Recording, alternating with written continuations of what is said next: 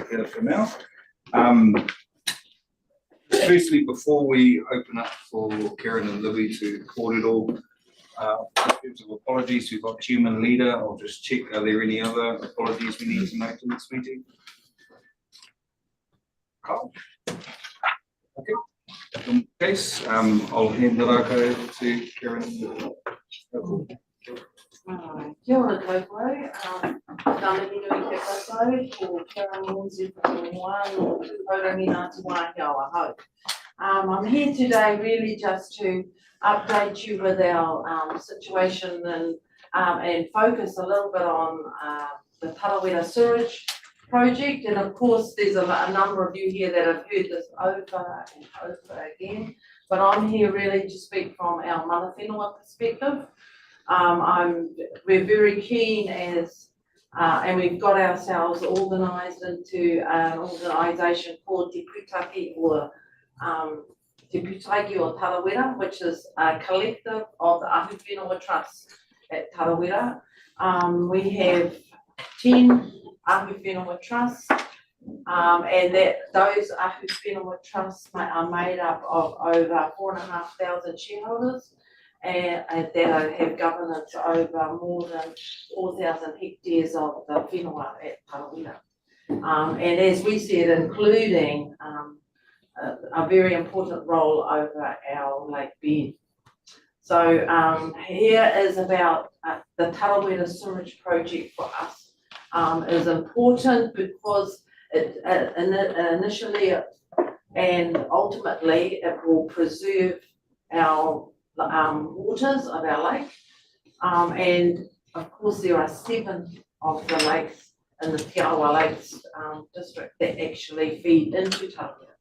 So we are very conscious of the matter of any increased nitrate levels, any issues to do with that are going to alter the balance of the well-being of our lake, and we see that reticulated sewage and this project is certainly an answer towards helping us manage that in the future for ourselves and for our future generations. It's important to us too because of course as Ahu Whenua Trust we all have our individual aspirations, visions to develop our whenua, and a lot of that will include of course how we manage our waste as well. So we are very pro, and I'm here to hopefully get the message across to the 3 groups that are involved in the strategic group, that we are united on our view that reticulated sewage is the option for us. So kia ora koutou, thank you for your time. If you have any questions too, I have brought Libby here with me from the Lake Tarawera Ratepayers Association committee, and I'm a committee member of that, and there's a wealth of history and knowledge sitting within that group that has gone on for the past 11 years. Okay. Kia ora koutou. Kia ora. Kia ora. Kia ora. Are there any questions at all?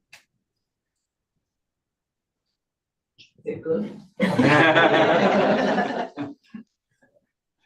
Actually, there is one for me because I'm not that familiar with exactly where the conversation's at in terms of the scheme up in Tarawera. So I don't know if this question is really for you or for Stavros or between the two. We're all in the room. Yeah. Yeah, would be good to. Just where it is in the process. Well, we have completed stage 1, or just about, or will be by October, November perhaps, that's the latest.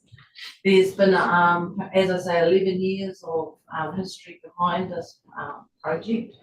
In 2018 was the establishment of the steering group, of which we were represented on by members of 2 Haurangi, and who made decisions with regards to the options as to how to manage the waste and care at Tarawera. We're moving on from there. We have, yes, there are a lot of financial changes that have occurred, particularly in the last 2 years, would that be correct? And which has had a huge effect on the community. The community of Tarawera, of course, is made up largely of those those are property owners, general title owners, non-Māori. However, we are still the largest private landowner at Arawa, and we see that as being a vital solution for us going forward.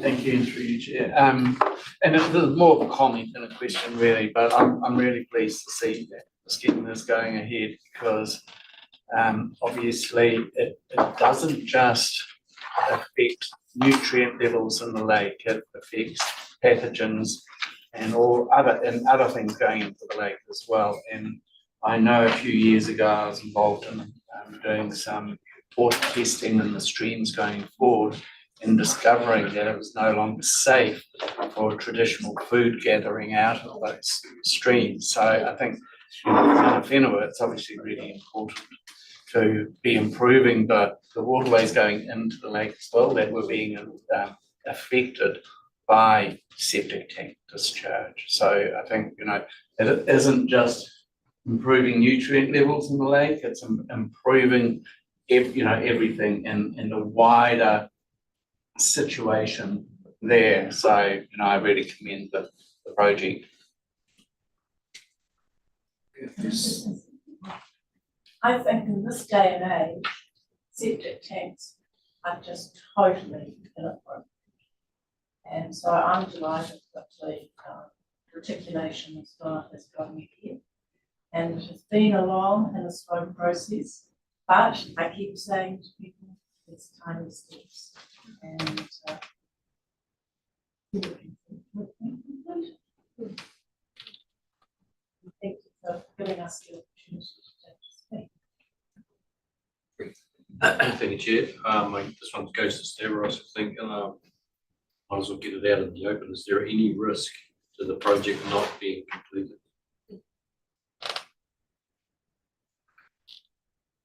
No, I think that the risk of not being completed, I suppose low. I think there is a risk of the project being protracted.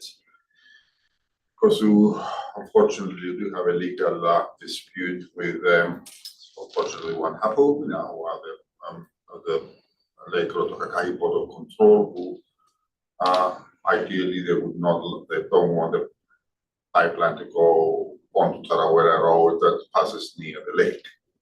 But of course, as we know, that's the Tarawera scheme has been in conversation for almost 10 years now. And a lot of discussion has taken to get to the stage as we are at the moment. The vast majority of all our wastewater pipes from Rotorua to Rotohiti, from Hamurana to Nugodaha, all near some lake. It's a necessity of to convey wastewater into a safe treatment plant to be treated. So we're going through this legal process at the moment, but I do hope that we will not come to a point where we have completed about 25 kilometers of main lines. There's 1 kilometer of pipeline that it's not desirable but hopefully we'll see some common sense approach to it. If there's no further questions, I'd just like to thank Karen and Lily for coming along today. Appreciate your time. Tēnā koe.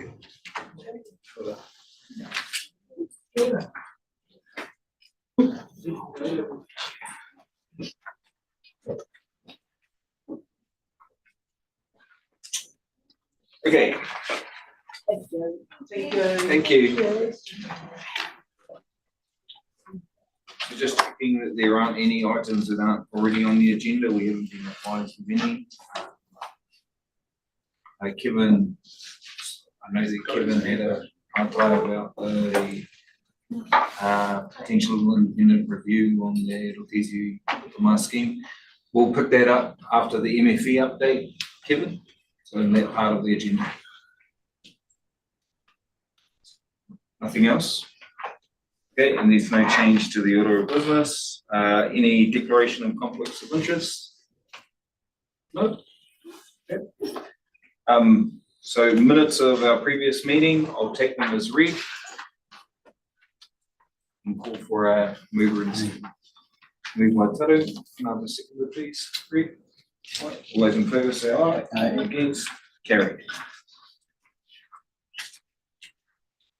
Okay, moving on to the first of our reports, which is growing the hedge Manuka in the Lake Rotorua catchment. So we've got Bill Young, Rosemary and Andy here to give us an update on that. So the floor is yours.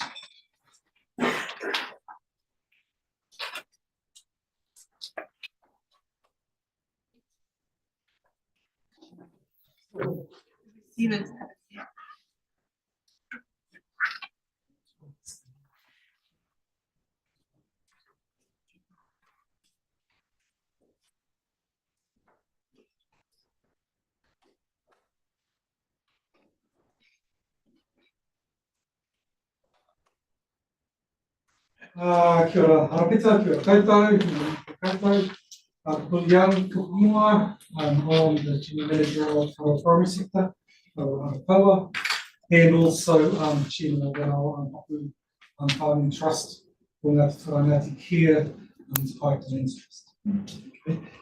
And with me today are Rosemary Cross and Andy Dick, and I'll introduce themselves as they speak.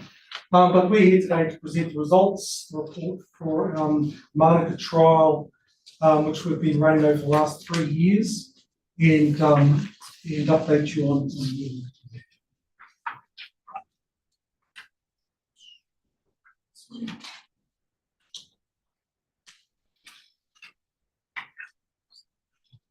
I'll do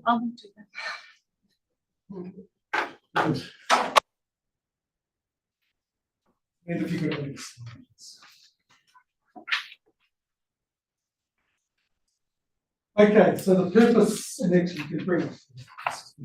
The purpose of this trial has been, basic purpose behind it is to reduce nutrient leaching into the Lake Rotorua.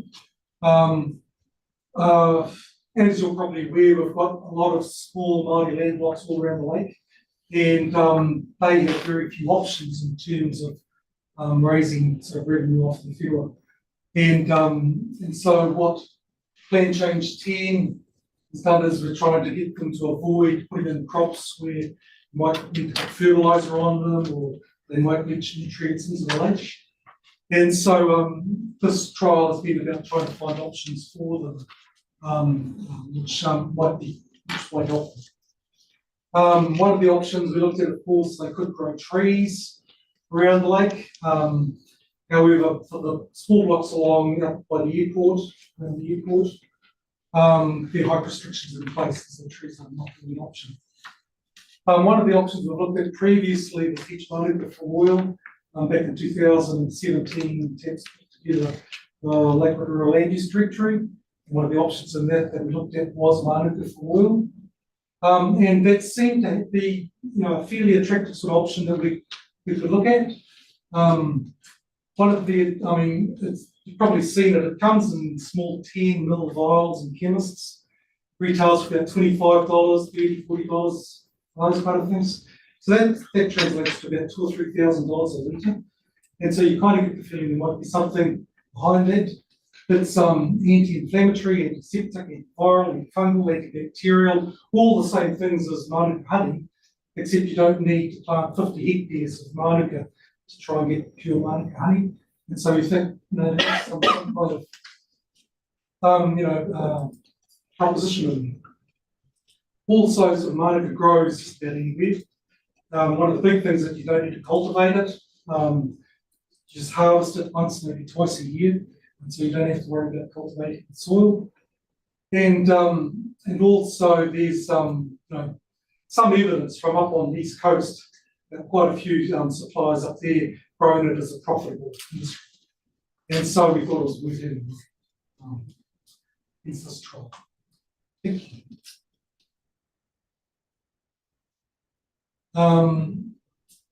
So what we did was we talked with a few of the small blocks around the lake, and we found a couple who were involved in the planting of 1 hectare trial plots.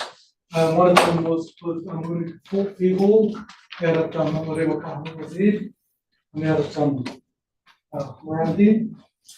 And the other was Alfati, I think it's 1D2A, out at Alfata. They leased their land to Rotorua Forest Nurseries, and Peter Harrington was quite happy for us to use 1 hectare out there to do a trial. So we had a trial, 1 hectare at Alfata, 1 hectare at Hamurana, so both sides of the lake, just to sort of make sure we have a bit of geographic spread for it. What else can I say? Yeah, that's about it.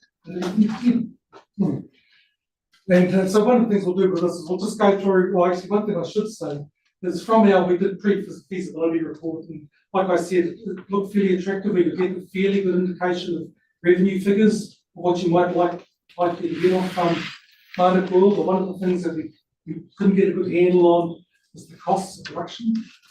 Because all the current players in the industry, they hold their cards pretty close to the chest, and they were going to tell us how much it was going to cost to produce. So that was one of the reasons behind the trial too, was to actually get some information on their production process.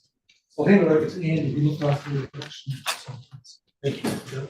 Sure all. I'm Andy Dick, a forester, and I've worked harmoniously with regional council for a number of years now on a number of different projects. And this being one of them. The next slide, please.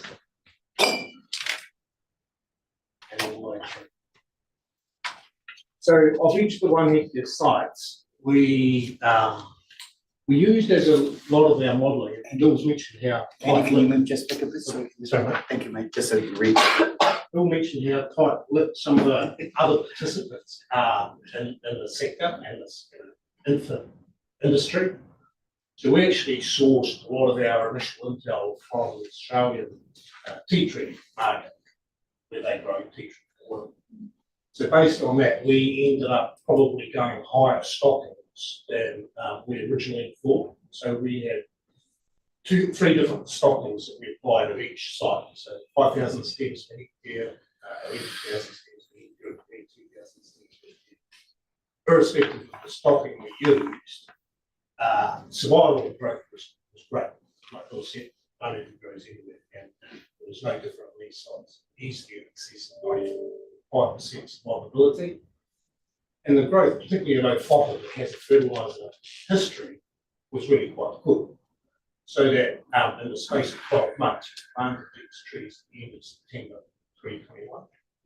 Inside of 12 months at O'Fota, we were able to do our first harvest. Hamarana site was a bit slower, not as juicy, and that took 8 months before we got to the first harvest. So in the period of the demonstration, we were able to harvest O'Fota twice and Hamarana once. So we got some reasonable good. The harvesting was all done manually. If you ever grew this to a industrial scale, there are no shortage of mechanical harvesters that can be modified to do this. At different stages, you got hand spraying and mechanical harvester to do it. But in the end, for our scale and budget, it was a lot easier to grab a crew from Holt, and they provided the service and were brilliant in the wild. That's how we do it. Now, the stilling occurred in Opotiki. Even though a lot of the bigger players were tight-lipped, there were some fringe players that were very useful and helpful. John Howard, my favourite as well. And John's claim to fame was that he actually mechanically harvests wild marmot out on the hillside. And he pays landowners for that oil produced on these coasts. He's got his own story. And so some of the planning we would do around a harvest, what's an economical scale to do a charge through John's back, and it was 800 kg. So we tried to target our harvest to get 800 kg brush. They're all done on the same day, and not destroy the plants. So the harvest so that we're getting a good amount of material, not debilitating plants. And we were pretty successful with that. So our conclusion after the 3 harvests is that on an annualized basis, at the higher stock end, you can expect 2.5 litres, if you from a site like Arawa, up to 3.8 litres from a site at Rotorua. From that, and that's the next slide, it drove some of our insights into profitability and the revenue for this venture. And on the cost side, clearly, because we spent the money, we knew how much it took to actually plant the stuff, and so you're talking about $24,000 a hectare at that higher stocking. We've projected the cost to maintain and grow the crop on an annual basis. That's another $5,000 a hectare, which pretty much brought us back to what do we need in terms of revenue to break even, and that was about $2,000 a litre, which using kind of bills, what do you say, mate, about $25 for a 25 mil vial is achievable, but we weren't seeing anywhere near those rates for a wholesale sale process. And that's pretty much where our conclusions around oil, we got to a stage where we don't believe there's enough of a robust market yet to actually hand on heart go out and invite landowners to take this up as land use. If we had more time and money, we might be able to delve into that market in greater depth. But right here, right now, it's difficult for us with the enthusiasm to go on. But Rosemary now, though, has control of the slides. That incidentally was the Hamarana crop just at about age 18 months, and we just started harvesting that, and that was the slower growing of the two. Kia ora koutou. Andy, Bill and I have worked on this project as they both mentioned for the last 3 years, and we've learned a lot.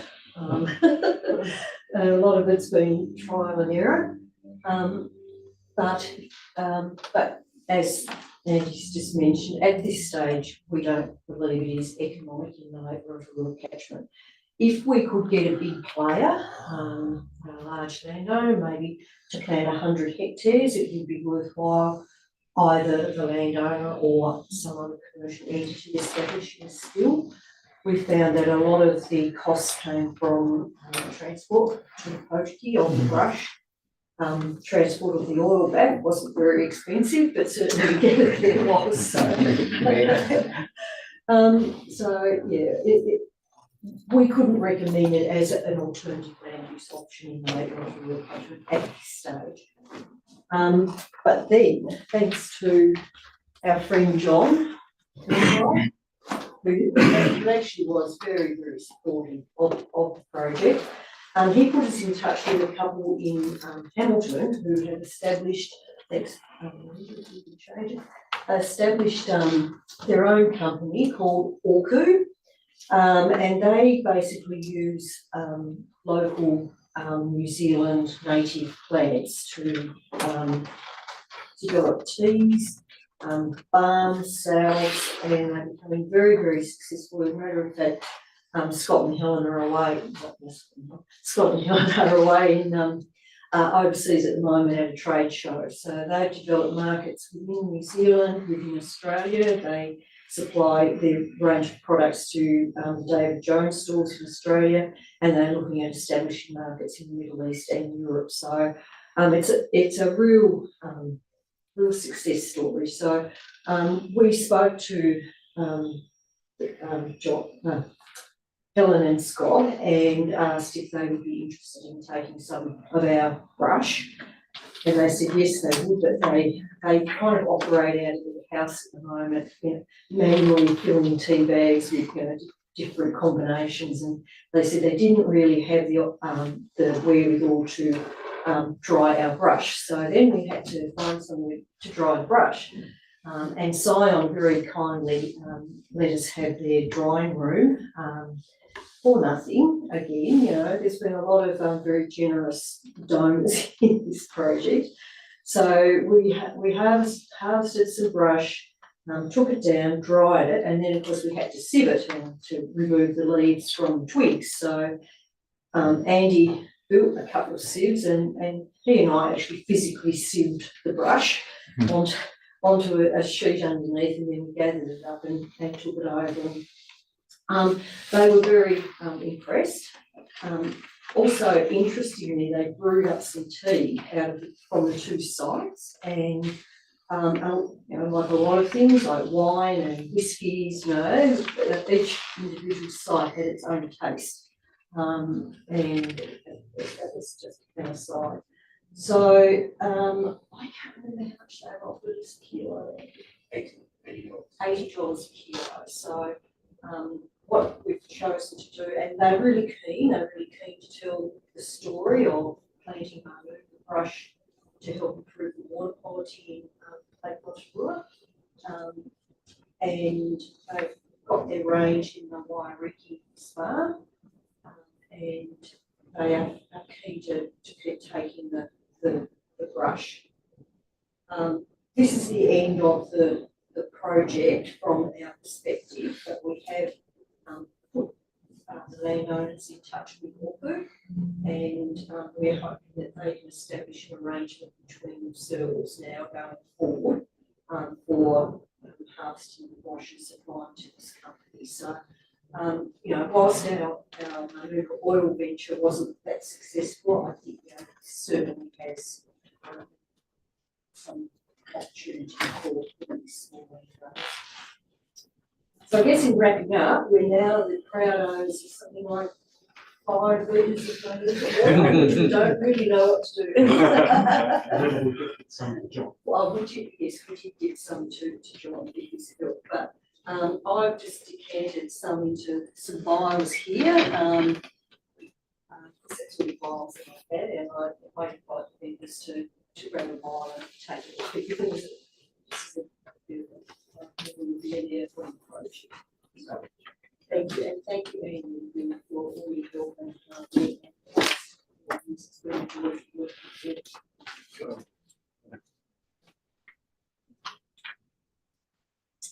Any questions? Sure, Rosemary. I can recall when this program started, and it was an incentive program to sort of look at, you know, how land can be used in a way that sort of reduces nitrogen flows, an environmental intent behind this. So sad to see it's come to an end, but actually glad to also see that whether it's viable or not, and it does have other extensions that people can embrace should they choose to do that. Because I remember all the maize that was being grown suddenly on the roadside there. This was an alternative to actually say, we've just been talking about in the previous one about how to balance productivity of our land against environmental settings. So this was an intent, in my view, to see how we could reset in the context of productivity, good use of land for environmental improvement. So I just want to congratulate you guys, albeit that it hasn't quite come to the end point that you wanted to achieve, but well done, that's all I wanted to say. And look, while you're on your feet, I just want to acknowledge you, because your last week is here with the Regional Council and in this particular domain. You're heading off to Tasmania. Good on you. Going back to your homelands. And so I just want to acknowledge that personally, it's been a privilege working with you. You've always been very open to engagement. You've always been very open and collaborative in terms of sharing information. So not the greatest point to end on in the context that this didn't quite work, but it has worked in the context of mobilising thought around manuka and its attributes, and whether or not it could be applied in the context of the work that we've got to do with the Rotorua Lake Strategy Group. Well done. Just wanted to, not a question, but just a response to the presentation. So well done, and all the best in your journey. And in return, I'd just like to thank the strategy group. I wish you all the very best for the future and all the very best with your refresh. I was quite heartened by this workshop. So all the best for the future. Thank you. Look, I just had a couple of questions just around the viability. Do you see this market? Well, I guess my first question was, were you envisaging the market being domestic or international or a mixture of both? And then do you see it as a market developing and perhaps becoming viable in the future for landowners? You know, should we be watching this space, Yeah, or no, should we be saying, good question. I mean, it's sort of an industry that's trying to get going, and it's both domestic and international. It's small domestically. Primarily, it's therapeutic oils and some essential oils, and so it's a huge market worldwide, of which Mānuka is just a very small part. But because of all the attributes that Mānuka oil has, like antiseptic and all the rest of it, there's you can see that's the future for it. The problem at the moment, I think, is that there's not enough research that's gone into Mānuka, the Mānuka flora, and all these kind of attributes that it has. Domestically, you get small growers, sometimes it's families, sometimes it's like the East Coast, but they grow Mānuka, they distill the oil and they sell it on websites and things like that. Some of the big ones up the East Coast, they have arrangements with the landowners, so they get the volumes going through. And so some of their brands are sort of bigger, and they do hand creams and a whole range of different products. And then some of the biggest markets are pharmaceutical markets offshore because of those qualities. Yeah. And so there's opportunity to wholesale oil into them. And there's one or two producers sort of up the coast who are doing that. Getting information from them is difficult, but there is sort of an opportunity there, and I think what it probably takes to move forward is a bigger landowner who's prepared not only to invest in planting Mānuka, but also invest in improving the efficiencies of harvesting, and also prepared to put in a distillery so that they can process on site, and then they sort of vertically integrate the whole thing so they can produce it right through to retail, and that'll give them the scale too, which will be attractive for the overseas buyers who are interested, but they'd like to know the story, like to know the volumes and all that kind of thing. And so at a larger scale, it's probably more viable than a smaller scale. Okay. Yeah. I was involved with the olive oil industry, and there was a huge leap when your production got to a level too great to do it in your little boutique machine, and you had to go out to one of the bigger players to get it pressed, and then suddenly all the profit disappeared in that transportation cost and the pressing cost. Suddenly you were just doing it for the love of it, so I can't understand it. I mean, is the tea tree, you mentioned the tea tree market in Australia, is that big? It's very huge. Yeah, so, I know with the Manuka honey because I go to Australia quite a bit, but children are there, and the tea tree honey is big there, and there's that fight between Manuka and tea tree based. The tea tree oil that the Australians is really big, and so they use sort of combine harvesters. Yeah. Planted in the Oh, wow. Combine harvesters and cleaned it all up. Yeah. And a few years ago, one of the players over here looked at that kind of process and tried to replicate it over here. But Mānuka is slightly different from tea tree. It's not flexible, it's more woody and things, and so that's the range of difficulties. Yeah. But that's the bit that needs to be worked out, how to actually tailor something for Mānuka itself. So. Thank you. I could just, through Mr. Chair, just mention, one of the big issues that we had was weed control, because we don't want the weeds with particularly tea, but also in the oil. So we were manually trying to keep the weeds down, but Andy actually conducted a herbicide trial on one side. Both sides. We had to have organic herbicide. We didn't want to go in with Roundup and then potentially put that into the food chain. So, Andy, do you want to just elaborate for a moment with that? Yeah, sure.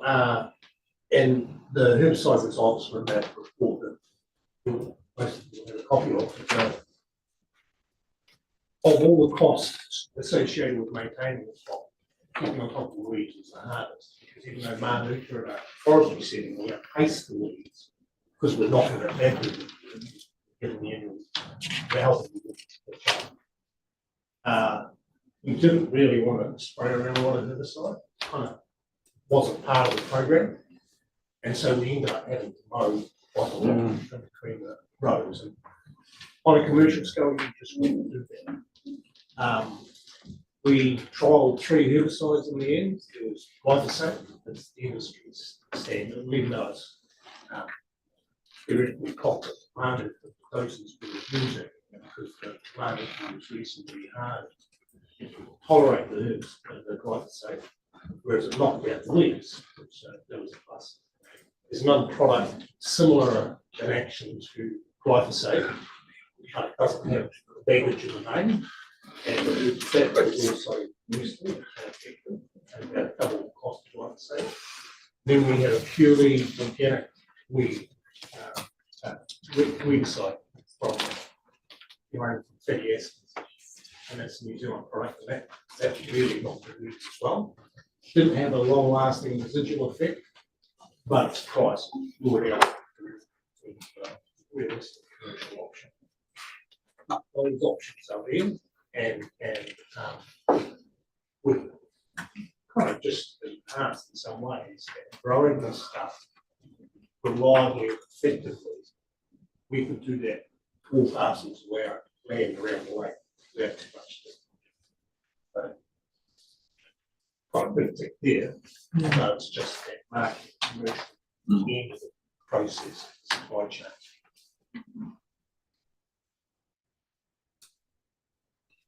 Any other questions? There is one for me. Firstly, thank you for doing this project. I think this is part of the process we need to go through and finding more innovative ways to utilise our land. It's harmful to our waterways and things like that. My question is not related directly to this project, but whether there were any other forms of trials with other species or other land uses as part of the program that you guys might have been involved in. Well, not for this particular one, this works on, but I mean, that is kind of, does beg the question that there may be other sort of crops which might be used for this version.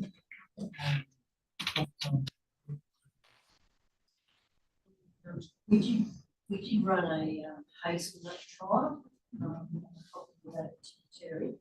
But again, it, proved that we could grow hazelnuts in the Lake Rotorua catchment.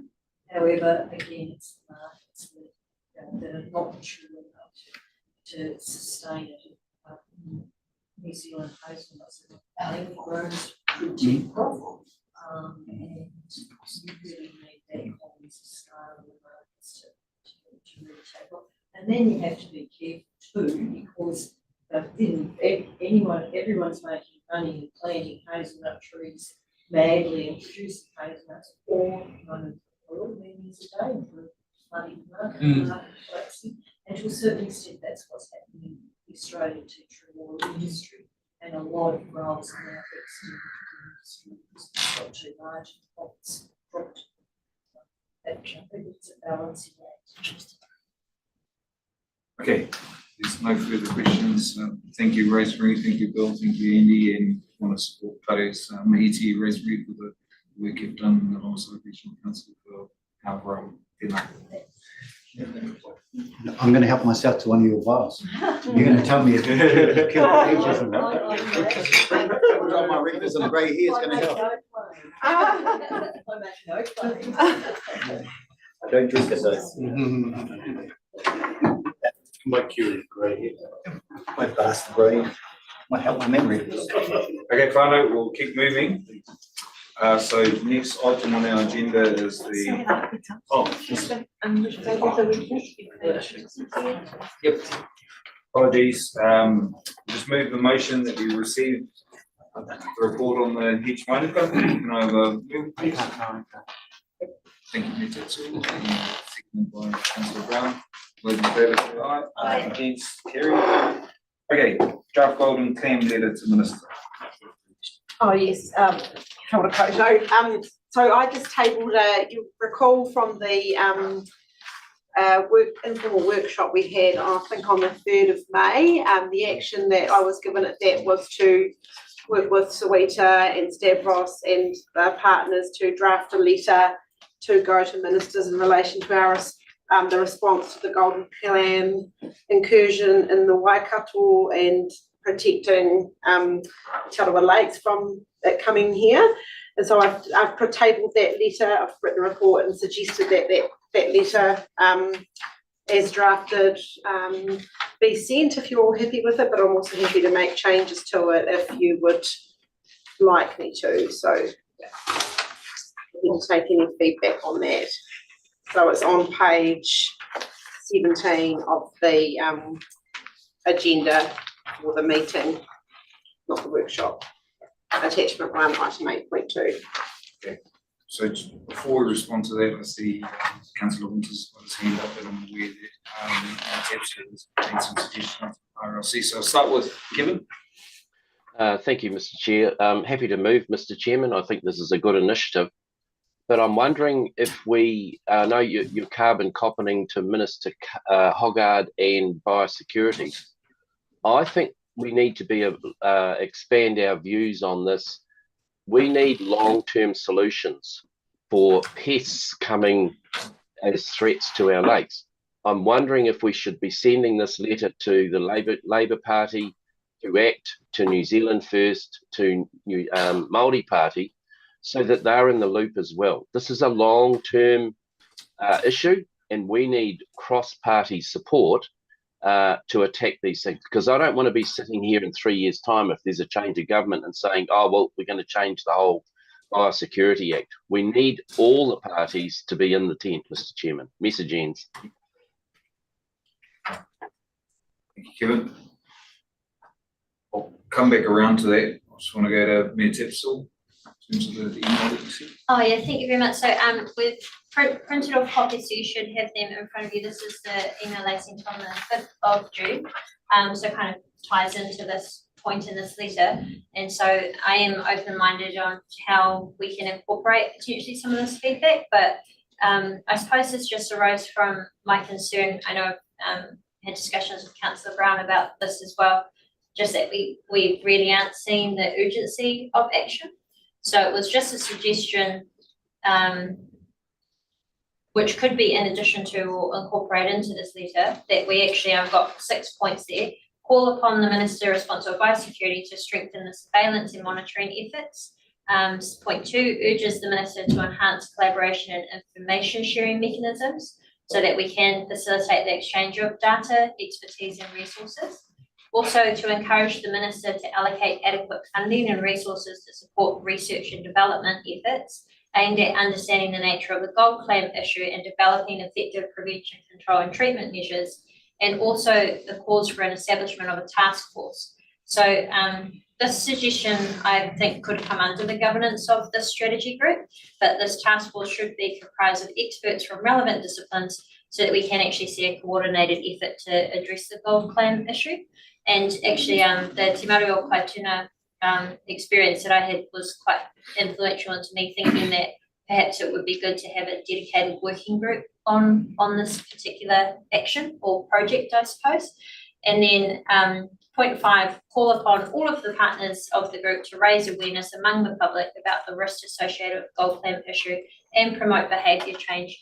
I am mindful that we have the signage out in the community, but to be honest, unless you knew it was there and you were looking for it and you pulled over and you stopped to read it with your glasses, it's quite difficult to see. So while I acknowledge some measures have been put in place with the limited funding and resource that we do have, that I think there is still awareness raising, and I think of the great awareness raising that was undertaken with the catfish as well, and the signage that we had, the very large signage that we had across the district. You had the logo of the catfish and the big red circle with the line through. So that really was the intention of the calling on us all to raise awareness. And then finally, request officers from the partner group, including the Ministry for Biosecurity, to report to the Arawa Lake Strategy Group on the implementation of this resolution and provide regular updates. So again, that just puts it as a standing agenda item, because the threat of gold claims is not going to go away, and hopefully we're not at a stage where we will be having to look at eradicating, because they are already here. So I suppose those are just the suggestions that we thought up. I do note that there are already some good suggestions in the request to the letter, but perhaps we could look at how we make that stronger with some of these suggestions here, and then what parts we can just add in addition to the letter that's already going. Cool. From my perspective, I'm supportive of what you've suggested here. Might just need a little bit of help from staff in terms of how we fold that into a resolution, because I think some of the thinking in your suggestions can be weaved into the letter. So we need a little bit more time perhaps for that to be done. But in terms of resolution, what I'd like to do is that we agree to the intent of both the letter and these additional suggestions, and then leave it with staff just to finesse the letter. We can sign off and send it off. By email, maybe just circulate it again. Yeah, I would support that, Mr. Chair. I do like the notion of urging, and, blending that into the document. I think it's important that we raise the concern to urging position. I like that. So I would support what you suggested, Mr. Chair. Anyone to the contrary? Oh, sorry. I was just going to say, look, I really support strengthening the letter. My role on the community board, of course, I'm being asked about this all the time from our communities around the lakes, and also talking with Arawa Lakes Trust staff on the ground. I see every time the frustration that there is not really any action happening at the moment. There is a lot of talk from EPI, but there is no real action happening from their side. It is all local effort and semi-voluntary, actually. That people going above and beyond the call of duty. And I think back to some of the wash facility out at Nuhu, the people out, going out, talking to people, just in their own time. So I really support the idea of strengthening that and putting some definite actions we want to see happen into whatever letter is set. Okay, so we're on the same page in terms of weaving in the suggestions here into the letter. Can I just call on Soweto to give us an update? I'm conscious that Arawa Lake staff have been working tirelessly on this issue, and so there might be a little bit more information or suggestions that might come from that space. Please. Yeah, I just want to pick up the thing on having a local task force. I think it's really important that we urge them to develop a national long-term plan and surveillance. But when it comes to Rotorua, we actually have obviously a great biosecurity team across both organisations, and it's probably a really good example of how we can work really well together. Thinking of the refresh of the strategy and all that as well. But it's also important just to note on Kevin's comments that the efforts that we put into this golden clam, it's a massive issue, but it's going to come across all new invasives. And there's actually, as bad as they are, worse. So it's really important to note when we are going out to these levels, the task force we put together, the resource we do here is not just going to address golden clam, it's going to address all those ones and current ones. So. I'll come to you shortly, Stevens, but just on that point, there are pests beyond the golden clams. What's our thinking about? Are we just writing to the minister on this issue itself, or what's the... I would write to them on this issue. I know that there's going to be, there's talks of putting a business case together across organisations, but I would highlight in that the efforts are going to be wider than just the golden. We could be suggesting that this could become a template for the broader approach. Incursions of other pests. It's probably just a matter of when others come in. When other types come in. But also I support both letters, joining of it, and even something we like your wording in terms of maybe ours needs to be more straight up, like yours, call upon, not request, that'd be nice. Call upon you, it'll be like that. Okay, so we're on the same page in terms of incorporating these suggestions into the letter. Have we got some refined wording for our resolution? Got some data down there.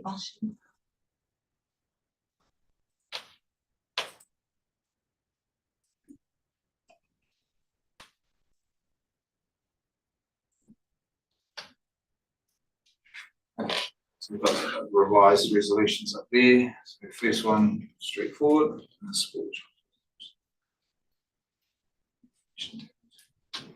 Cool. Two smart. Excellent, councillor, first point, yep.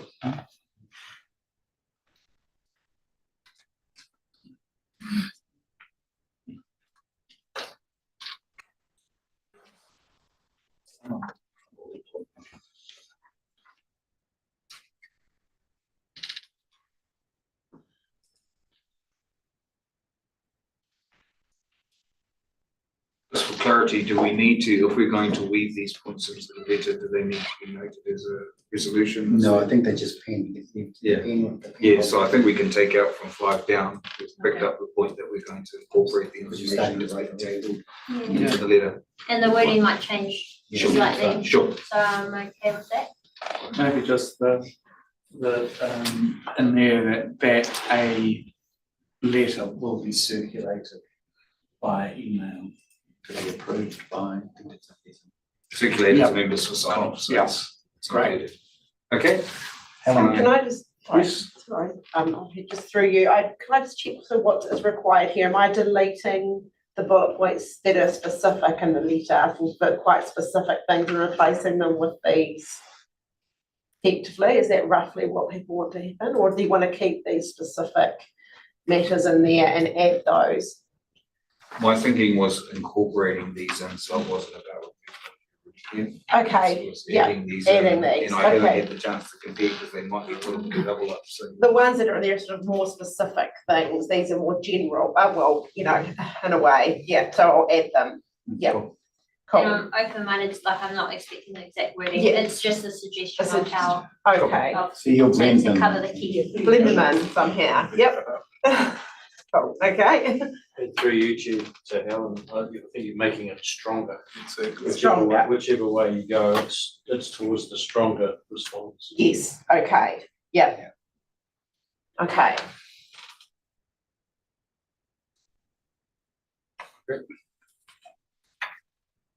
Do we need 4?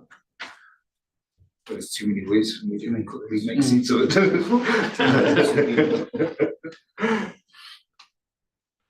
I think it'll come out in the document. In the letter, right? Circulated. Yeah. We could just do from the strategy group. Yeah. Just a suggestion, just leave the,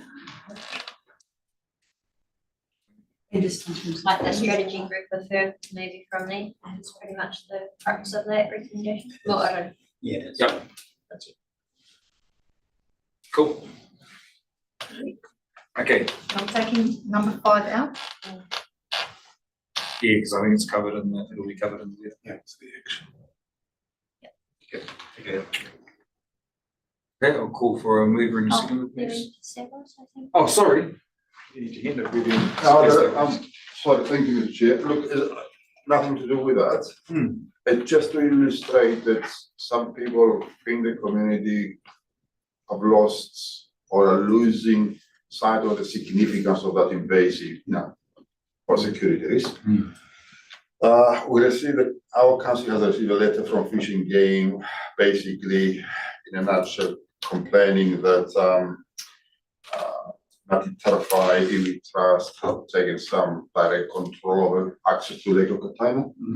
We found that letter slightly abrasive, and would like to share with, with the strategy group members, their letter and our response we've got to them on Monday. So for your information, so I think it is quite important that we reinforce that this is a significant more security risk, and I think sometimes we have to balance our actions, to that effect. That would be.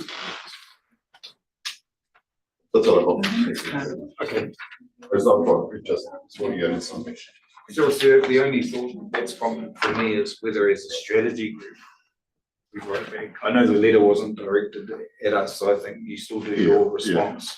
Perhaps an additional action is for us to write as the strategy group. We should settle this one.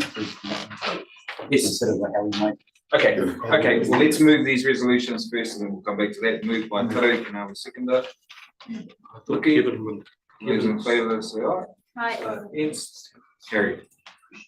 Councillor Winters. Or was that just? No, that was just, I was supporting the motion, Mr. Chairman, with my come hand on. up. Yep. All good. Okay, so just picking up on the letter from Fish and Game. So my suggestion, we might need a little bit of time to read through, maybe this could be followed up by email. It's just to add some weight to the response to Fish and Game that something comes from the strategy group. Do we necessarily need a resolution on that? Because I think we need time to digest the letter. You can resolve just to receive this letter. Okay, yeah, cool. So we'll just move a resolution that we've received the letter from Fish and Game. Have we also got your response here too? Yeah, it's attached. Yeah. Yes, Okay, it's got it on Monday. I Okay. second that. We have a movement for that Not resolution? yet. Councillor Brown and Mayor Tips, second. All those in favour? Aye. Against? Carried. And maybe if I could just add to what Service has said, I was very surprised to receive this letter from Fish and Game and I suppose how strongly they feel about Ngāti Te Rāwhai blocking the access. I think it does not respect the fact that Ngāti Te Rāwhai themselves, but also all of us, many of us have deep concerns around folks that are accessing and ensuring that they are taking appropriate measures to not spread gold claims. And I do also want to note that, as would be stated in the response from our chief executive, who this letter was written to, that access, as far as we're aware, has not actively been defined. We have not been receiving complaints. I think we may have received one in this whole time period, but as far as we're aware, access has been granted for those who wish to use it. So there is a gate there to stop anyone and everyone going, but there is also keys to those gates, of which it's been used to unlock for people to go in. So while we do appreciate that, technically being a public roadway, it should not have a gate on there. We are working in partnership in the best way possible, understanding the risk. So I'm surprised that the Fish and Game Chief Executive Officer has sent this. I'm not sure if it would be widely supported with the local members of Fish and Game or the board members. It's unclear to me because I'm sure that they also would support the aspirations of protecting the lake. So yeah, I suppose there is definitely further discussions to be had with Fish and Game and others moving forward.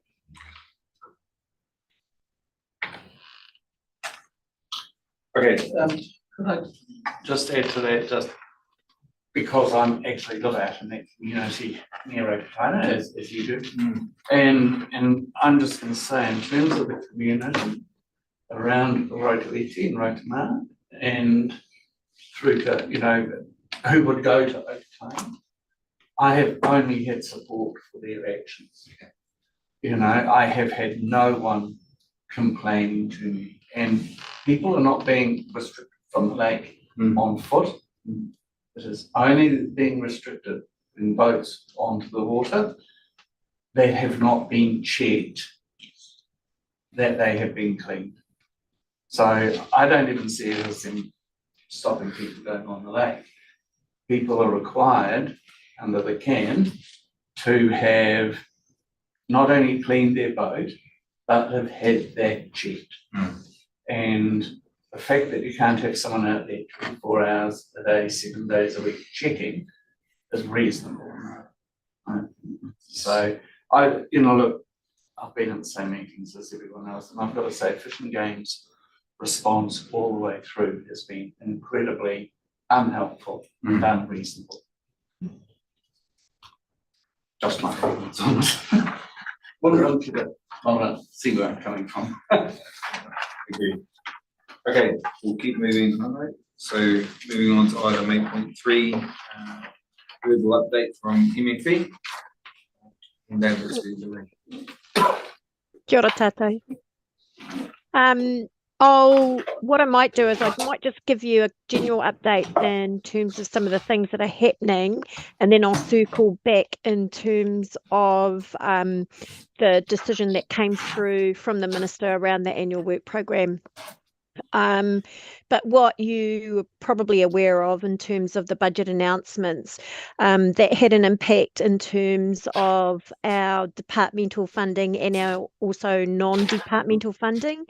But what it did do, it meant that we're in the process of going through an organisational review, which is looking at taking where we are currently at in terms of FTEs over to around 690. So that's around 300 roles that we're looking to reduce by 25-26. We are working through that process at the moment with a view that the new organisational design will stand up from November, probably just signalling it to you because there may be a realignment in terms of how we work through you over this period. In addition to those cutbacks at a departmental level, we also had to review some of our non-departmental funding. So that means a couple of our programs have come to an end, particularly within the Community Environment Fund, where we were supporting groups such as Environmental Hub Aotearoa and Parekore. And it also meant that funding that was available through the Environmental Legal Assistance funding is no longer available from 1st of July 2024. The government put through a paper, though, that broadened the allocation of what we call the waste levy, which is the levy that councils pay through, say, through landfills and so forth. And what that did was meant that programs that were already underway in different appropriations will be now available, particularly around restoration and remediation through that waste levy, and we'll also be extending it to include additional programs that looks at vulnerable landfills and particularly around climate mitigation where we have severe weather events. They will be determining what can we use within that waste levy. There's still quite a bit of work to get the clarity around the detail, but that was the intent.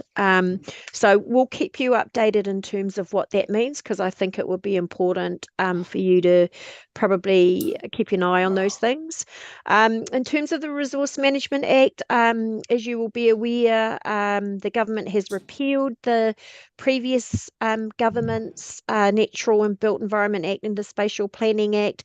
They've worked through phase 2, which gave a commitment to introduce a one-stop shop of approvals, consenting and permitting regime regionally and nationally. That was introduced, the first bill for that was introduced in May 2024.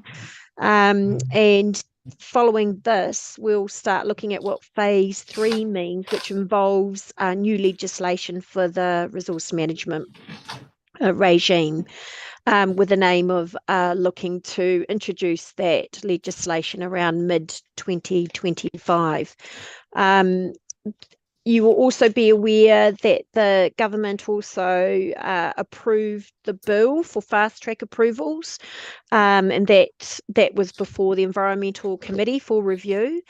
Submissions to that closed on the 19th of April, and a list of potential projects that will come through Schedule 2 closed on the 3rd of May. They've set up an advisory group on the 9th of April, and they'll be going through the process in terms of informing what the next steps in terms of those projects will look like. The National Policy Statement for Freshwater Management, you'll be aware that the government said they will look to review the NPSFM, and that the proposed RMA amendment bill measures are temporary until they confirm or finalise that process. This is expected to take about 18 to 24 months, which has led to the government extending the deadline for councils to notify on the freshwater plans from the end of 2024 to 2027. There is an element within that the government's looking to clarify how the Te Manawatū hierarchy of obligations in the NPSFM is to be applied, particularly in towards resource consent applications.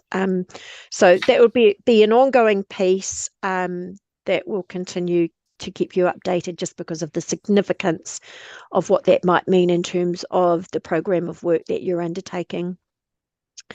Of course, with all of those changes, the coalition government also looked at the freshwater farm plans. They still see this as a key tool for managing risks for freshwater, but they want to find a cost-effective way and a practical way that this can be implemented from farmers and growers. There is currently work underway to integrate existing farm environmental and industrial assurance programs into the freshwater farm plan.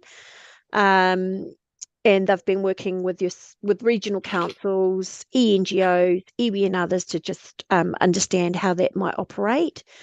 There are some areas where freshwater farm plans have already started. So there is also the government is also looking at whether requirements to complete freshwater farm plans within 18 months should be paused pending the changes that they come through.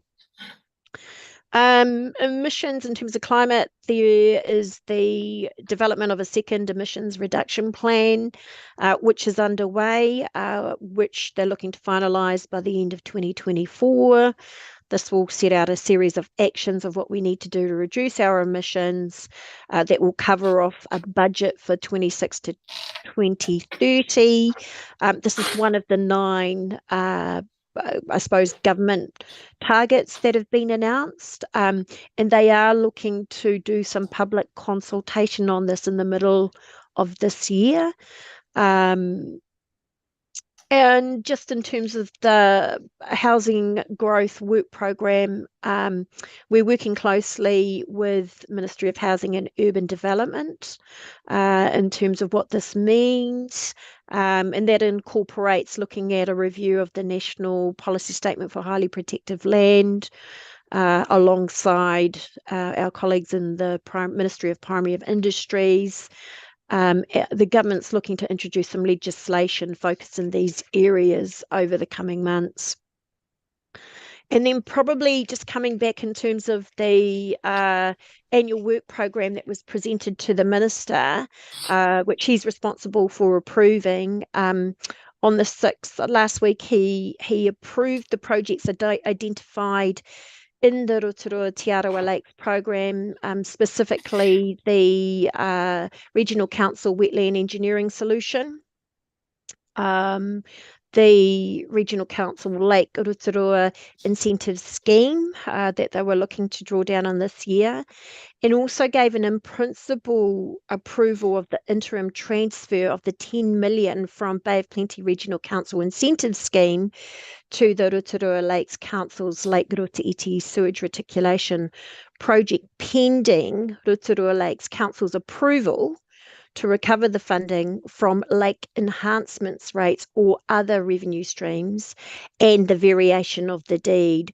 So as you may recall, this conversation has gone for some time, and earlier there was also, this is in regards to the deed of funding, there was a conversation to vary Schedule 2 of the deed to update the forecasted spend by program partners out to 2030. That was put on hold pending the decision of what was happening with the Rotorua Lakes payment responsibilities around the Lake Rotoiti sewage reticulation project.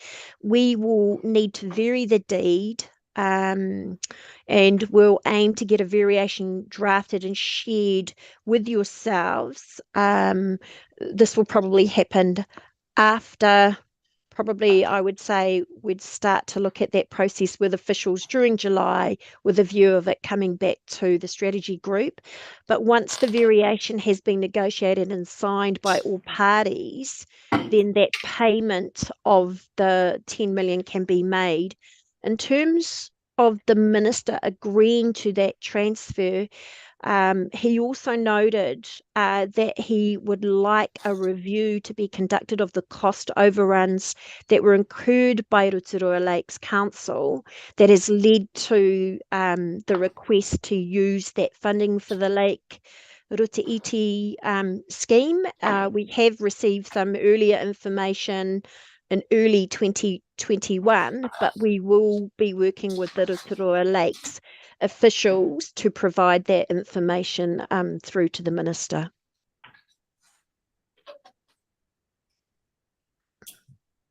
Fine. Thank you, Lorena. Thank you for the update.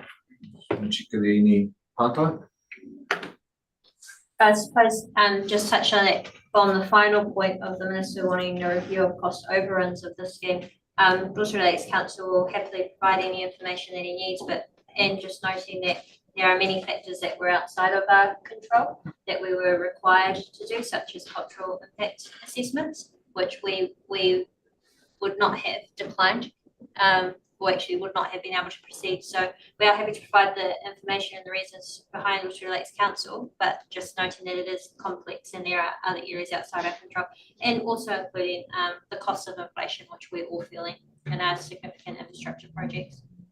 Thank you, Tipson. Councillor Winters.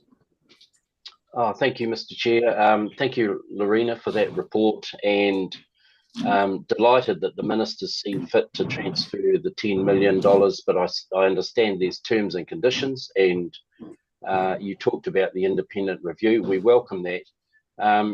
We also, Mr. Chairman, if there's cost implications for the independent review, Bay of Plenty Regional Council, through its own ratepayers, put in $8 million into the scheme, and for our Bay of Plenty ratepayers, we're prepared to cost share in that independent review if need be. We see it as a vital piece in the jigsaw to highlight why the costs where they are, and we're happy to, as I say, put some funding aside. Don't know how much, but look, we'd like to be party to it, and we'd also like to be party to the terms of reference in terms of that review, so that we can put all our cards on the table, so that we can have lessons learned, Mr. Chairman, because this is huge for our community, Bay of Plenty community, and also note that a number of residents out at Rotorua through the hearings process, and I was online, Tanya, through most of those 8 days, requested the independent review as well. So I think it would satisfy a lot of parties that we delve deep into this cost overruns. And yep, it's complex. I understand that, but let's look at why it is what it is, and we need to be, as I said, we'd like to be part of the terms of reference. Message ends, Mr. Chairman. Thank you, Councillor Winters. Yeah, Mr. Chairman, I want to emphasise the fact that relationships are really important here, and in the context of what Councillor Winters has shared, my view is that we harvest a respectful relationship with Council.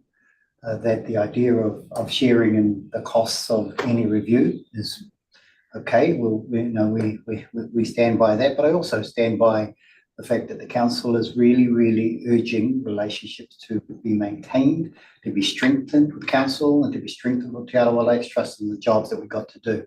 Life is hard enough, so I'm certainly wanting to portray that the regional council certainly stands by whatever the minister has presented. Well, of course, we have to follow through. We're bound to do that as all parties, and we'll find our way through that, is all I'm saying, in an appropriate, manageable and respectful way. And I'm not saying that Councillor Winters is disrespecting that. I'm just trying to put a little bit of layer of aroha into this particular scenario so that we can move together as a community, because we, as constituency members, have a heart for our community. That's no doubt about that. And I'll stand by that. You know, so while we can go through rough times, we share in the opportunity to remedy and to reconcile what's happening in this space. And yeah, the regional council has jurisdiction across our particular region to apply our particular responsibilities. But when it comes back to this constituency, I'll say as a constituency member, and I'm sure my colleagues will support that, nod his head at the back as well, that we care for doing the right thing for this community. And all I can say is that together we can achieve that right thing, whatever that's going to look like at the end. So I wanted to just say that, not in contest of what Councillor Winters is saying, but just to put a layer of aroha into this particular space with some depth and feeling that this is home. And I personally love our home, as I know our councillors do. So, and I don't think that we'll get any differences of view from the rest of our councillors on the table, because they respect, you know, their own constituencies as we do ours. And so we'll plough through this in the right way. That would be my view. And I'd offer, you know, Councillor Thurston, if you've got any views of this, even though you're sitting in an observation space, this is home base. Any comment? It's a difficult situation that RLC find themselves in. But I totally concur with everything that Titaru has said. Be under no illusion, we are on your side, and if there's any way we can help you to extricate yourself out of what is a particularly difficult situation for the reasons that the Mayor's specified, we're there to support you. And I think that's all we'd like to say. I think Titaru's captured it very, very well. You know, it's a, you know, trouble shared is trouble halved, as they say. So, or in terms of a three-legged stool, split three ways perhaps. But no, you know, Stavros, you guys have gone through a hell of a period, and hopefully there's light at the end of the tunnel. And we certainly in Regional Council, me as a constituency rep for Rotorua, would like to be part of the solution and helping you to find something that's to the benefit of everyone out in that community and for RLC. Thank you, Chair. Just very quickly, obviously, this is a challenging issue. However, I would defer to the jurisdiction of my elected leadership and my chief executive before I actually, you know, express a view about it. This is a Rotorua Lakes Council project, and the jurisdiction sits where it sits. Lorena, I heard you saying that, can I remind ourselves that between ourselves and Helen and MFU officers, between March 2021 and June 2021, we have exchanged a whole range of financial information about that project, and I hope that information has not been lost by officers. More than happy to reintroduce them if you need them.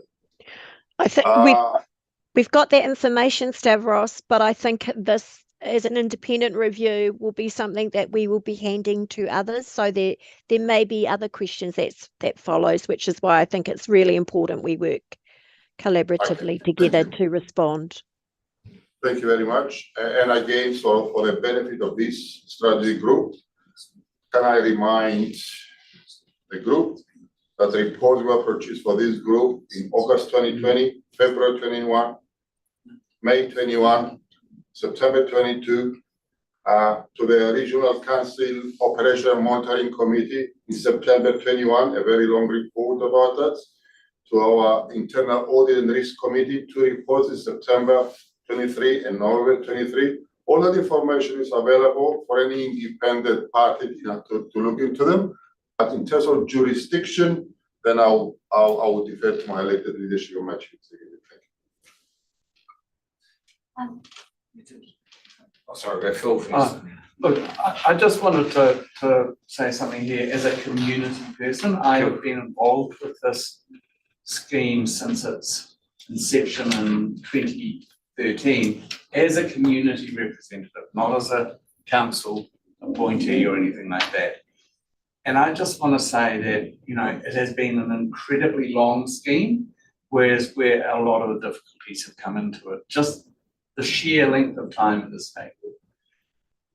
I'm going to say that although there has been controversy over the cost now, and you know, a horror for a lot of people, an absolute shock, I just want to say that every single person that I've worked with on this scheme, whether they've been part of Lakes Council, Regional Council, community, iwi, everyone has worked on this scheme with the absolute best intentions and the biggest hearts. They've given their all to it. So the fact that it has cost so much more than we expected is not because people didn't care about the scheme. And in fact, it may be because people cared so much about the scheme, we wanted to make sure that it was right. So I just wanted to put that out there because, you know, and I have seen once again with the submissions and the accusations of this person's terrible and all those sorts of things being said. And my experience of going through that whole process over 11 years is that's not true. Everyone has worked so hard on it. So I just wanted to put that out there, just to acknowledge the efforts from everyone involved. Thank you. Oh, I just had a question, if that's okay. Sure. Lorena, with the minister wanting, when you first said review, I presume that was an internal one. But if the minister wants an independent review, I just am mindful that these are costly, and you know, when we've all just finished tightening our belts, including us and Rotorua Lakes Council, who have to address things like community funding. I'm just very mindful of who the minister expects to be able to pay, who will pay for that. So I acknowledge Councillor Winters suggesting, I'm not sure if who's the right person to confirm that, but I acknowledge Councillor Winters suggesting that Bafokeng Regional Council could assist with some costs. But I'm just very mindful, are we okay accepting these costs in the first place? So just a quick question, Lorena, are you aware with that independent review where who's expected to call for that or pay for that? Did the minister have any idea, or will the funding come from MFE, given that it's not something that the strategy group or certainly Lakes Council have requested? The minister didn't make any clarification around that. He just said independent review. So I think the first step is probably to get clarity around the terms of reference and in terms of what we're asking for. And then that way that'll probably help us to understand the extent of what we're looking into, whether it's a light review, whether it's a full review. We'll test that with him. But I couldn't give you that level of detail at this particular time, but we're certainly taking that on board ourselves as a ministry as well. Oh, cool. Thank you very much, because as I've said, we're very open to sharing any information that is required. We just do realistically have significant financial constraints that we put on in order to deliver on things that are actually a priority for our community. But thank you very much for your update today. Thank you again, Lorena. I think if I just bring it back to the strategy group perspective, we made the request as a group to the minister about transferring the money from the incentive scheme. We've achieved that now. I want to just acknowledge the various comments that have come out. So two things that stand out for me is one, that we're in this relationship and this partnership together. So it's not necessarily, I think, if this review goes ahead, this isn't necessarily about pointing blame. This is just about learnings. And we do this across the program anyway. There's independent points in the whole program. We're getting a review of the science and so forth. So I'm relatively comfortable. I acknowledge the cost issues. So hopefully the minister's going to wear the bill. We'll wait to hear more from that perspective. But I think the main point here is that we've achieved what we wanted to in terms of being able to transfer that money, reduce the costs of those communities. I also want to acknowledge that this has been a huge piece of work, not only for the council, particularly for the council, but like Phil said, there's been a lot of various people, community and iwi involved in the whole process. Also want to pick up on Phil's point that the best intentions from everybody. And I think there's the point around maybe we cared because we cared so much, that comes with a cost. And maybe that's the reality of having higher standards in terms of some of these environmental outcomes and trying to reverse things that have happened in the past. So just want to acknowledge all the comments that have been made, and thank you, Lorena, for the update. I take it there's no more questions. Just one more question, Lorena. What's your timeframe for going through all of this and ultimate delivery of the $10 million? So, well, we've indicatively got a time frame. So I don't think this review. So even though he says it could inform, I think we'll be able to get through with the 10 million and then the review following because of the time frame that it will take to do that. But it really is around getting the deed of variation updated and agreed to. So we're sort of thinking around August, September. So what needs to happen specifically on this end of the journey? I think what we need to do is go back and draft up the variation, then come back to check in with officials.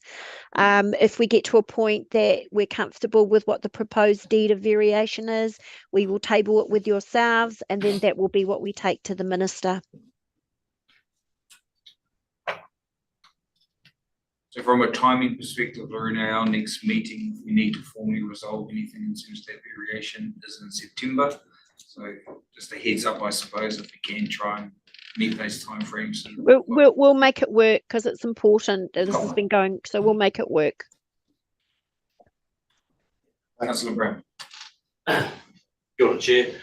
Lorena, I just want to, given all of the reporting that's gone on to date, whether the MFE would review all of the reports that have been made available publicly prior to going back to the minister to confirm an independent review is required. We will look at the reports, but he specifically said, well, when I checked in with his office, it was independent. So I think it needs to be somebody other than ourselves that does the review as well. But I can certainly go back and confirm that, particularly in terms of working through the terms of reference.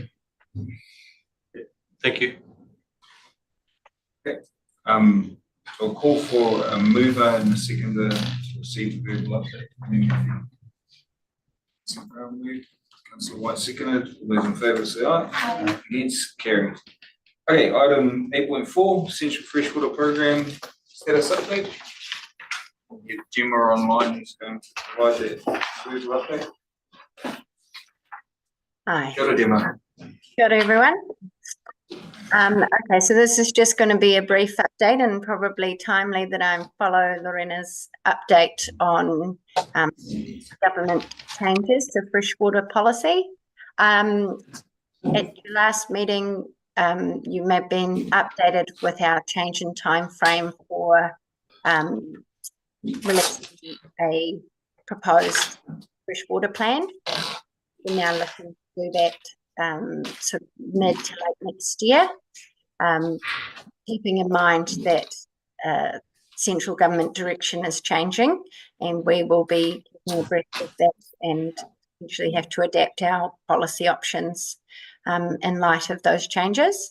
We are looking to have targeted engagement on a draft plan change towards the end of this year, and at the moment our councillors are considering key policy options. This presentation is about the opportunity to have an informal workshop with RTA LSG following your next meeting in September, and that would be an opportunity to talk about where things are landing and our policy options prior to that targeted announcement at the end of the year. So just wanted to give you a heads up about that and confirm that you guys were interested in having that informal workshop. I envisaged that it would cover key areas such as visions and environmental outcomes, our farming and forestry provisions, and targets for the lakes.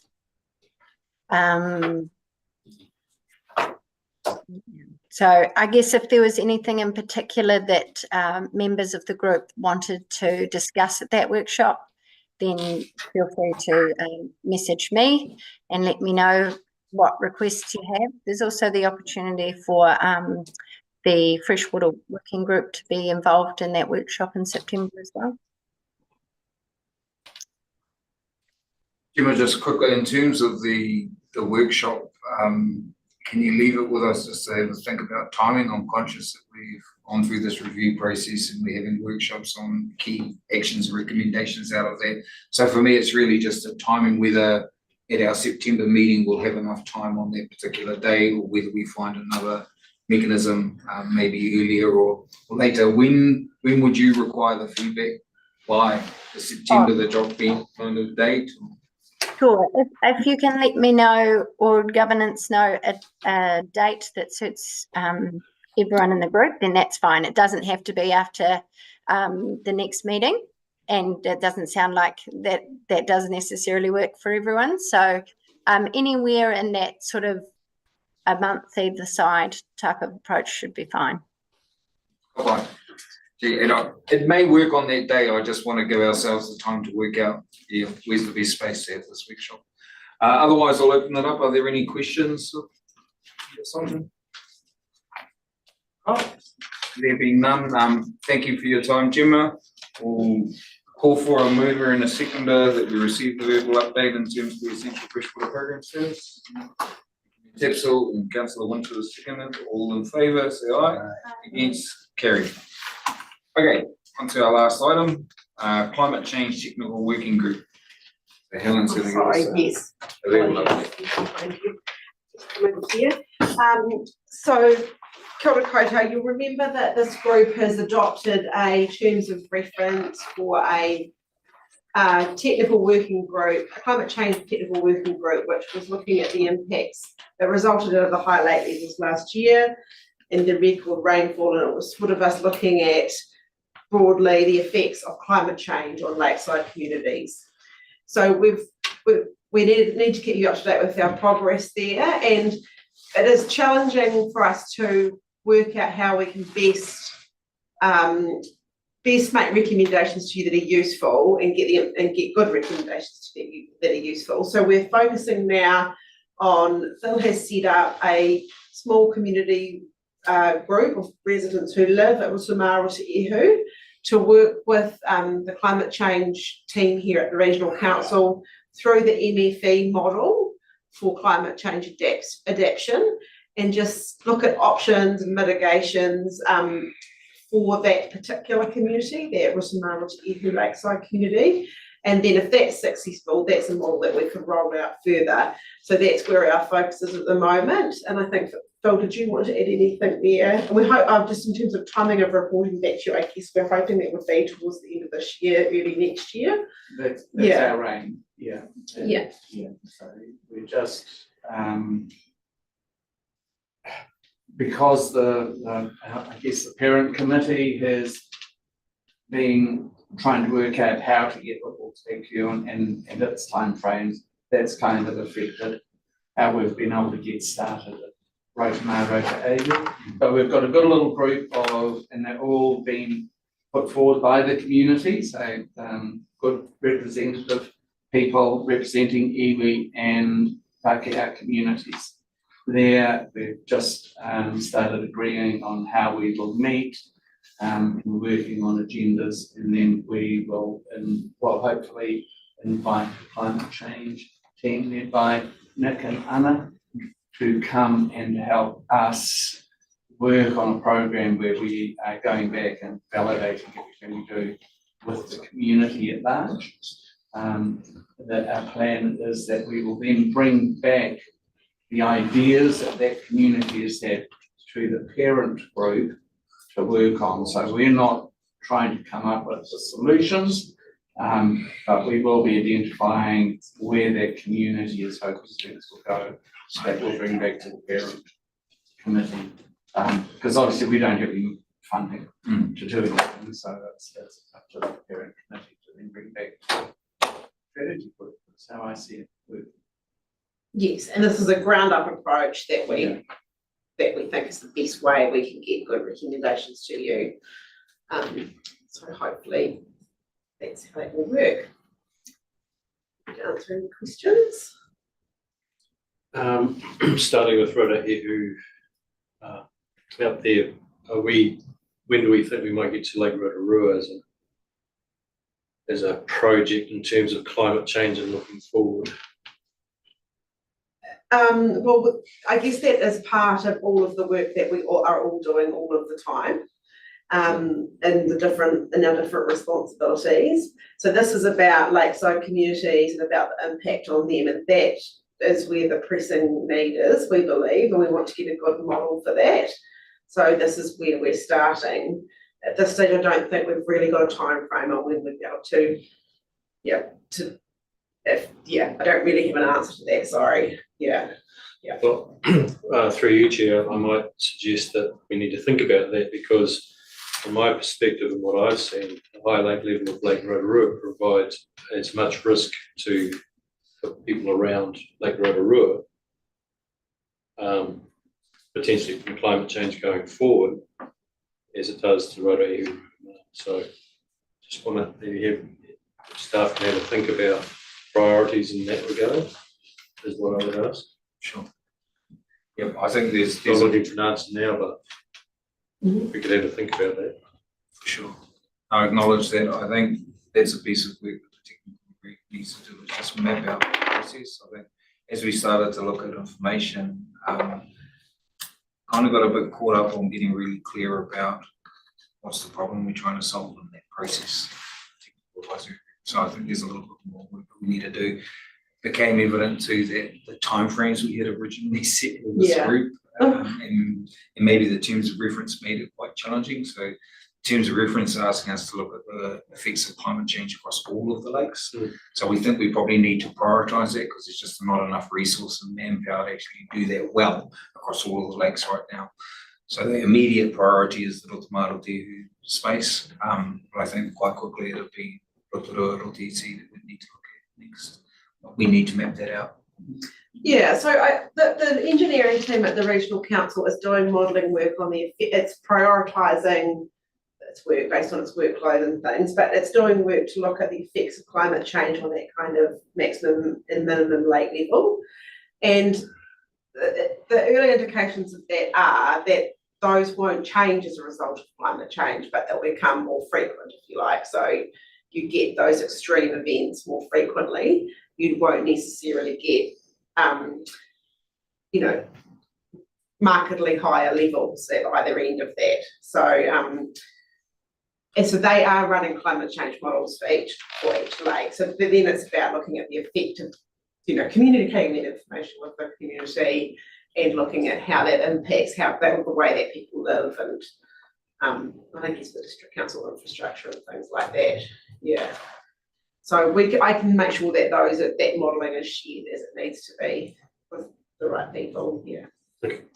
And just add there too, I think that, with a subcommittee looking at Rotorua, it's not a serial situation, it's a parallel situation. Yeah. So while, yes, the parent committee will be looking to see how it's working at Rotorua, they're not going to be waiting until we've come to our conclusions and then go, we can do this over here. It will run in parallel to a certain extent, but in terms of first cab off the rank, it will be Rotorua, because we're set up and ready to go there.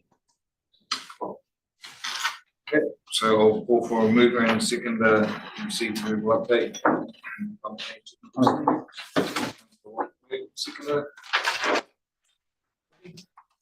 All those in favour say aye. Against, carried. We had no general business items earlier.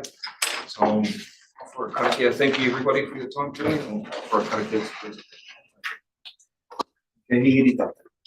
Unuhia, sura ki te rutoku nui a tā.